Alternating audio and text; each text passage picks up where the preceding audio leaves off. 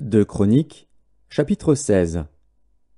La 36e année du règne d'Asa, Baécha, roi d'Israël, monta contre Juda, et il bâtit Rama pour empêcher ceux d'Asa, roi de Juda, de sortir et d'entrer.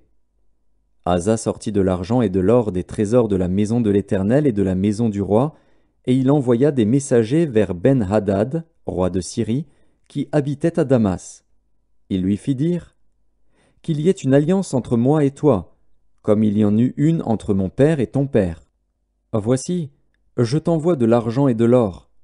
Va, romps ton alliance avec Baécha, roi d'Israël, afin qu'il s'éloigne de moi. Ben-Hadad écouta le roi Asa. Il envoya les chefs de son armée contre les villes d'Israël, et ils frappèrent Ijon, Dan, Abel-Maïm, et tous les magasins des villes de Nephtali. Lorsque Baécha l'apprit, il cessa de bâtir Rama et interrompit ses travaux. Le roi Asa occupa tout Juda à emporter les pierres et le bois que Baécha employait à la construction de Rama, et il s'en servit pour bâtir Géba et Mitzpa. Dans ce temps-là, Hanani, le voyant, alla auprès d'Asa, roi de Juda, et lui dit: Parce que tu t'es appuyé sur le roi de Syrie et que tu ne t'es pas appuyé sur l'Éternel, ton Dieu, l'armée du roi de Syrie s'est échappée de tes mains.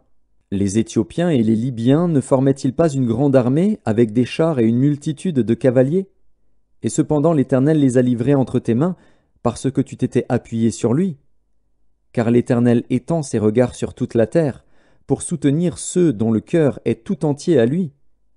Tu as agi en insensé dans cette affaire, car dès à présent tu auras des guerres.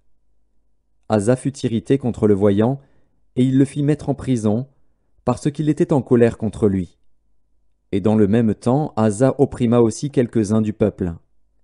Les actions d'Asa, les premières et les dernières, sont écrites dans le livre des rois de Juda et d'Israël. La 39e année de son règne, Asa eut les pieds malades au point d'éprouver de grandes souffrances. Même pendant sa maladie, il ne chercha pas l'Éternel, mais il consulta les médecins. Asa se coucha avec ses pères, et il mourut la 41e année de son règne. On l'enterra dans le sépulcre qu'il s'était creusé dans la ville de David. On le coucha sur un lit qu'on avait garni d'aromates et de parfums préparés selon l'art du parfumeur, et l'on en brûla en son honneur une quantité très considérable.